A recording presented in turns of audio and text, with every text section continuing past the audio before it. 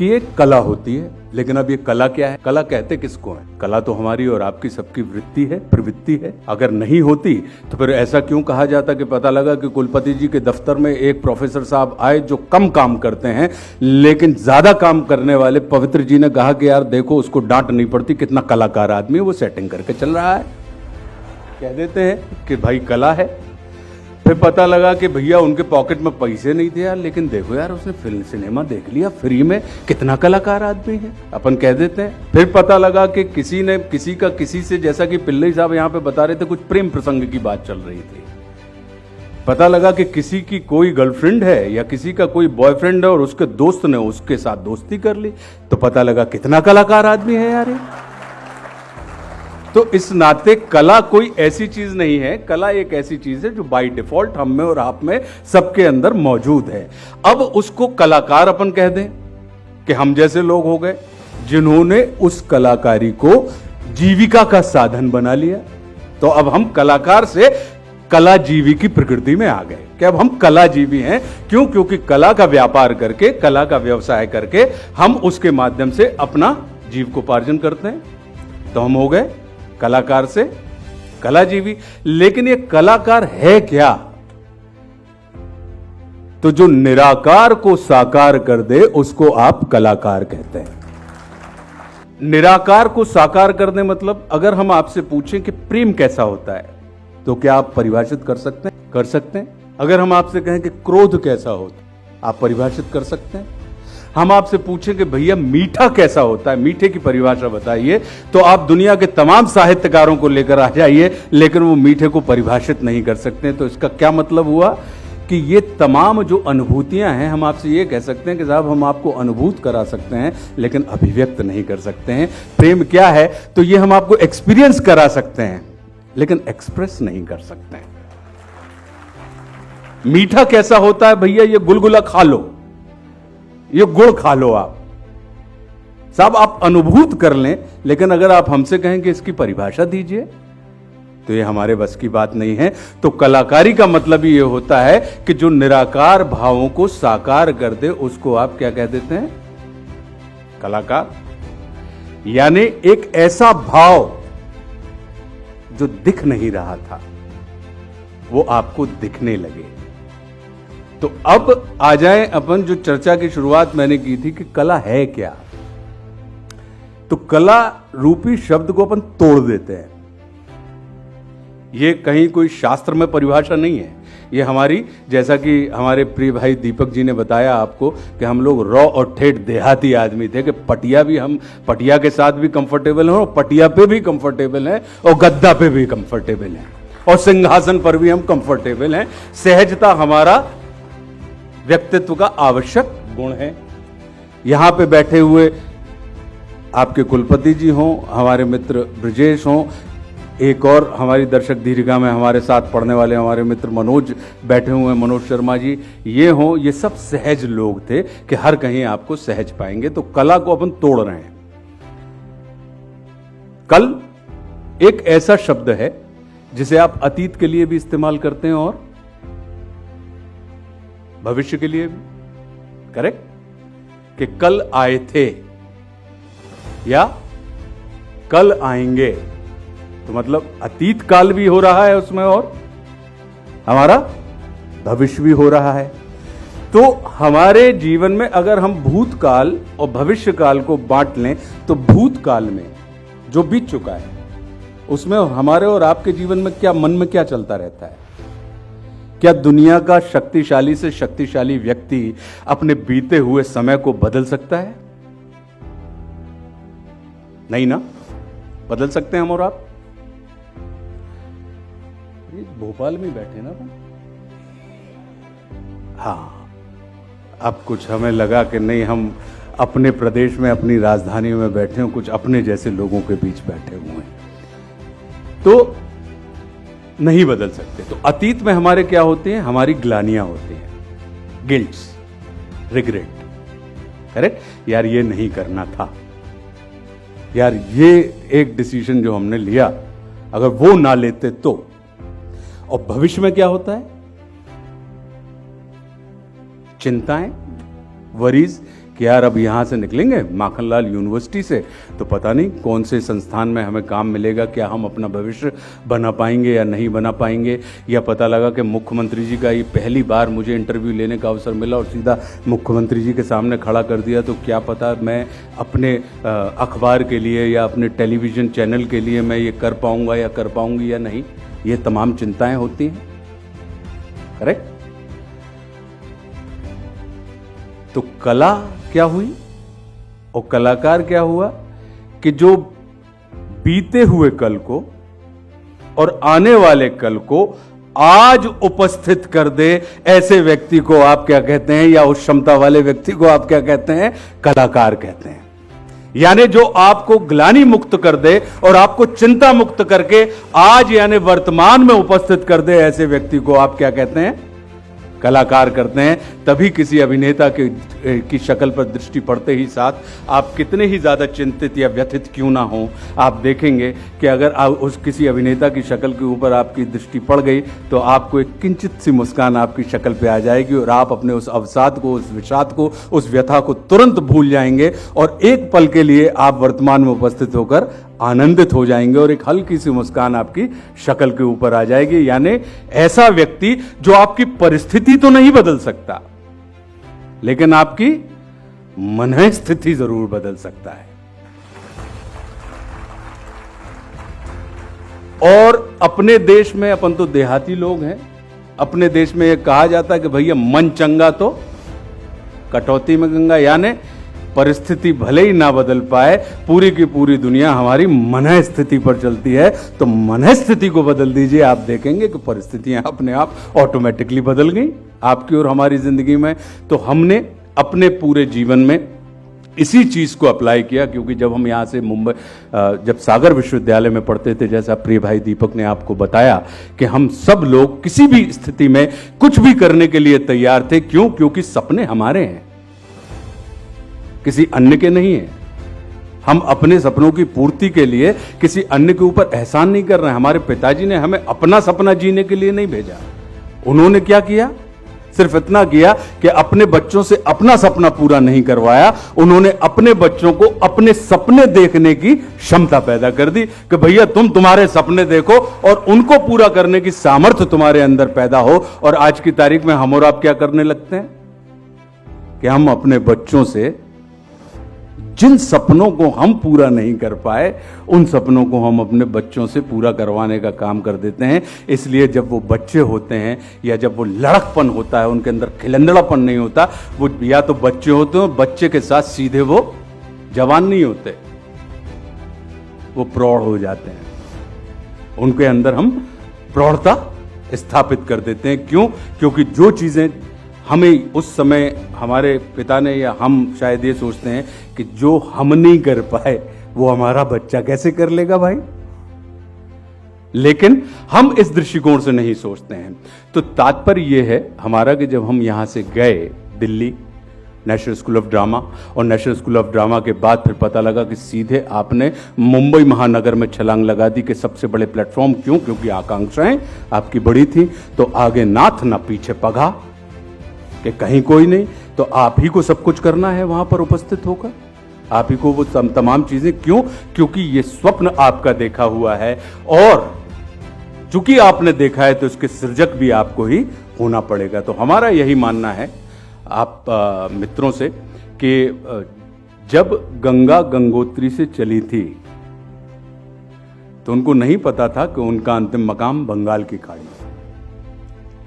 उनके अंदर तो सिर्फ बहते रहने की एक क्षमता थी, एक वेग था, एक आवेग था। उसी वेग और आवेग में किसी पहाड़ को काट दिया तो किसी पहाड़ को अगर काट नहीं पाई तो उसके बाजू से रास्ता बनाते हुए वो आगे की तरफ बढ़ती चली गई और भविष्य में जाकर गंगोत्री भी पूजनी हो गई और गंगा सागर भी जाकर पूजना हो गया। तो इतनी सी धार जो एक लांग से छलांग सकते थे, एक कदम में आप और हम पार कर सकते हैं गंगोत्री की वो पतली सी धार, जाके एक ऐसे महासागर में विस्तारित हो जाती है कि जिसे हमको और आपको स्टीमर से कहीं ना कहीं तय करना पड़ता है कि इस पार्ट से उस पार्ट तक जाने की जो व्यवस्था है वो हमारे और आपके जीवन में काहे से पैदा करनी पड़ती है, स्टीमर के माध्यम से उस हम पूरे पार्ट को पार करने का प्रयास करते हैं। तो ऐसा ही हमारा मानना है कि आप और हम अपने जीवन में बिल्कुल अगर स्वप्न देखा है तो होशो हवास में देखिए, और अगर स्वप्न देख ही रहे हैं तो संसार में स्वप्न देखिए संसार के स्वामी बनने का। अपने ही सपन है और पता लगा कि उस पर टैक्स तो लगता नहीं, सपने में लगता है कि जीएसटी लग गई। तो अपने बारे में जब सोचना है तो हम कृपणता से क्यों सोचें, हम दरिद्रता से क्यों सोचें। जब अपने बारे में हमें सोचना ही है तो हम बिल्कुल राजा हरिश्चंद्र की पैटर्न पे सोचें कि ये पूरी भूमि हमारी है। और जितना मतलब जो हम लोग तो बुंदेलखंडी लोग हैं तो हम ये मानते हैं कि भैया कि छत्ता तोरे राज में धक धक धरती होए और जित जित घोड़ा मुख करे उत उत फत्ते होए। तो क्षमता हमारी यही है कि बस हम अपनी इच्छाओं में, लेकिन एक सलाह और दूंगा, जिस द्वंद से हम और आप सब पीड़ित रहते हैं और जो हमारे अवसाद का कारण होती है, वो ये होती है कि एक चीज होती है इच्छा और एक चीज होती है क्षमता। इच्छा को अंग्रेजी में क्या कहते हैं?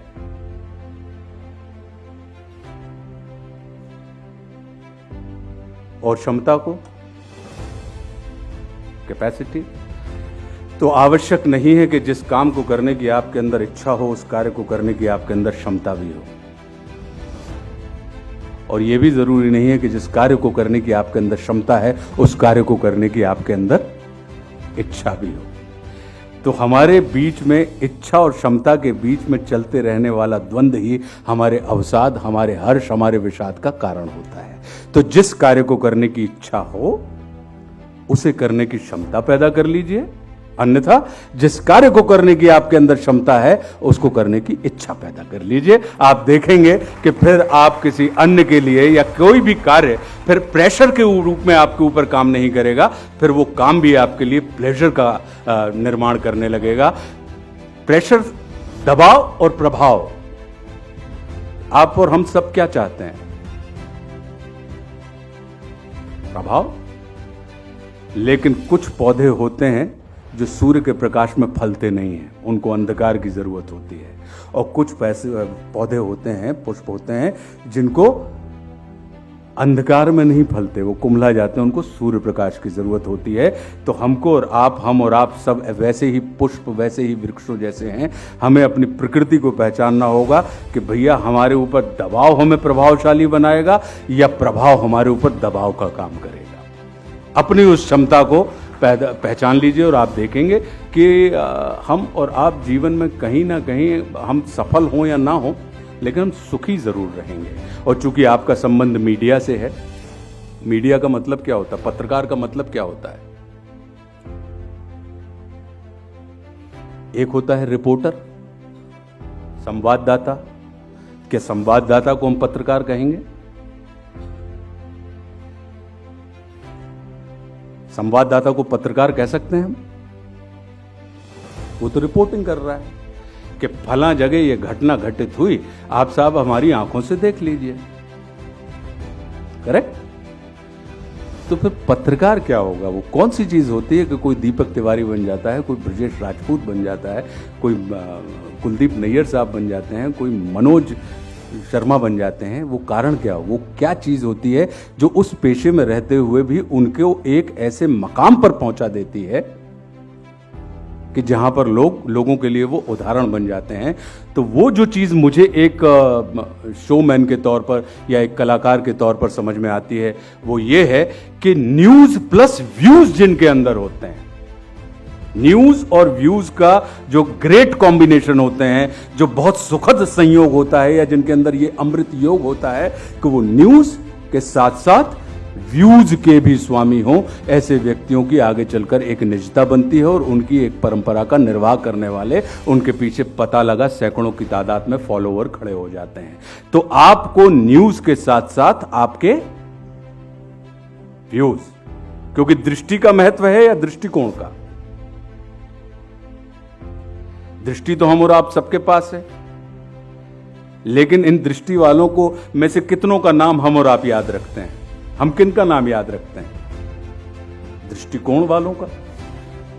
तो वो कोण क्या है, दृष्टि का जो कोण है वो कोण क्या है कि आप किस एंगल से उस चीज को, उस घटना को या उस स्थिति को या उस परिस्थिति को या उस मन स्थिति को देख रहे हैं, और देखने के बाद उसको आप लोगों के सामने सरल करते हुए लोगों के पास ये पॉइंट ऑफ व्यू नहीं रख रहे हैं, आप पॉइंट ऑफ थॉट रख रहे हैं। एक होता है जब पत्रकारिता में मैं उन अभिनेताओं, उन सौभाग्यशाली अभिनेताओं में से हूं जिसको मीडिया के तमाम क्षेत्रों में काम करने का अवसर मिला। भाई सिनेमा हमने किया, छोटे पर्दे पे हमने काम किया, रंगमंच पे हमने काम किया, वेब सीरीज हम कर रहे हैं, फिर पत्रकारिता एक चीज़ आ जाती है तो हमने जी न्यूज़ के लिए एक हम इंटरव्यू लेने वाला शो किया करते थे निशाने पे, भारत भाग्य विधाता, जो आज की तारीख में डीएनए के रूप में चल रहा है। तो उसके शुरुआती व्यक्तियों में से हम हैं कि जिसमें हम एमिनेंट पर्सनालिटीज के एक पत्रकार की हैसियत से इंटरव्यूज लिया करते थे। फिर रेडियो के ऊपर रेडियो जॉकी के रूप में हमने काम किया। फिर रह गई थी किताब लिखना, तो हमने कहा भैया अब ये झंझट भी क्यों बची रहने दें, क्योंकि या तो आप कोई ऐसा काम करिए जिसके ऊपर सदियों तक लोग लिखते रहें, या कुछ ऐसी चीज लिख जाइए जिसे लोग कई सालों तक पढ़ते रहें। तो हमने अपनी जितनी भी, जिसको ये कहा जाता है कि जितने भी क्षेत्र होते हैं मीडिया में, तो इसलिए आप बिल्कुल हमें ये मत मानना कि भैया हम पत्रकारों के बीच में खड़े हैं। पत्रकारों के बीच में मैं पत्रकार की हैसियत से खड़ा हुआ हूं। जैसे अब ब्रजेश जब हमारा इंटरव्यू लेंगे तो निश्चित रूप से आपको मुझे प्रश्न रोचक हो अगर, तो उत्तर रोचक हो जाता है। रोचक का मतलब एक प्रश्न जो आपके अंदर नए प्रश्नों का सृजन करे, और एक उत्तर जो आपके तमाम प्रश्नों का शमन कर दे। अगर ऐसी कोई वार्तालाप हो जाए तो निश्चित रूप से वो हमारे और आपके और सुनने वाले, देखने वालों के सबके आनंद का कारण होती है। और हम अक्सर क्या करते हैं कि हम प्रश्नों के ऊपर काम नहीं करते, हम उत्तरों के ऊपर काम करते हैं। या हम प्रश्नों के ऊपर काम नहीं करते तो हम क्या करने लगते हैं, आजकल हम टेलीविजन पे देखते हैं कि हुज्जतें हो रही हैं कि मतलब ऐसा लगता है कि जैसे किसी सीनियर ने जूनियर को बुला लिया हो, अब उसकी रैगिंग होगी। इसलिए क्या हो रहा है, अगर आपने मुझे इंटरव्यू के लिए बुलाया है, इसका मतलब क्या है? इसका मतलब है कि मेरे कुछ कृतित्व ऐसे रहे होंगे जो आपको पत्रकार के तौर पे ये लगा होगा कि इन कृतित्वों के माध्यम से ये व्यक्ति शेष व्यक्तियों के लिए, जो शेष वर्ग से था, वो आज की तारीख में विशेष हो गया है, प्रेरणा का काम करेगा। लेकिन होता क्या है कि जब आप न्यूज रूम में जाते हैं तो वो जली जलाई बीड़ी से बीड़ी जलाने का काम होता है कि अब हमारी इज्जत तो नहीं है, तो हम क्या करें कि एक इज्जतदार आदमी के ऊपर कालिक पोत दीजिए, उसको इतना जलील कीजिए कि हम ऑटोमेटिक इज्जत वाले हो गए। ये हमारे बाबूजी कहा करते थे। जब हम छोटे थे तो हमारे बाबूजी हमसे कहते थे कि बेटा तुम अगर घर में पिट के आए तो हम तुमको घर में पीटेंगे, और अगर बेटा बाहर से तुम्हारी झगड़े की कोई शिकायत आई तो हम तुमको घर में पीटेंगे। तो हमारे अंदर ये हुनर ऑटोमेटिक पैदा हो गया कि तौल के पौलने का, कि हम उसी व्यक्ति से झगड़ते थे जिस व्यक्ति को हम ये श्योर कर सके कि उसको पीटने के बाद हमको पुचकारने का हुनर ऑटोमेटिक आ गया कि पीट भी लो और पुचकार भी लो। उसी की परिणति है मौन मुस्कान की मां, कि पीट के पुचकारना। वो हमसे कहा करते थे कि बेटा जब भी कभी तुमको किसी से अखाड़े में लड़ना हो, पहलवानी सिखाना चाहते थे हम लोगों को, तो बोले कि हमेशा बेटा अपने से बड़े पहलवान से लड़ना, क्योंकि तुम हारोगे तब तुम उसकी बराबरी के पहलवान कहलाओगे, और जीत गए तो उससे बड़े पहलवान तुम ऑटोमेटिक हो, तो उससे छोटा पहलवान कभी तुमसे कुश्ती नहीं लड़ेगा। तो अब वो फॉर्मूला आज की तारीख में क्या हो गया कि दीपक जी कुलपति हैं और आशुतोष बिल्कुल सामान्य से व्यक्ति हैं, आशुतोष जानते ही नहीं है, लेकिन आशुतोष पता लगा कि किसी एक ऐसे पावरफुल मीडिया हाउस में बैठ गए हैं और उनको इंटरव्यू लेने का दीपक जी का अवसर मिल गया। और मैंने पहले इनको मंडित किया, महिमा मंडित किया कि फला फला व्यक्ति हैं आप, माखनलाल चतुर्वेदी जो विश्वविद्यालय है, पत्रकारिता का विश्वविद्यालय है, उसके कुलपति महोदय हैं। और पता लगा कि राशन पानी लेके हम इनके ऊपर चढ़ गए। तो आपको क्या याद रहेगा? यार कितना इंटेलिजेंट आदमी है यार, उसने बताओ कुलपति जी की बोलती बंद कर दी। बोलती बंद नहीं करी, कुलपति जी को बोलने का मौका ही नहीं दिया। तो मैं बिल्कुल नहीं चाहता, मेरा यह मानना है कि पत्रकारिता जो होता है वो इज्जत का काम होता है, हुज्जत का काम नहीं होता।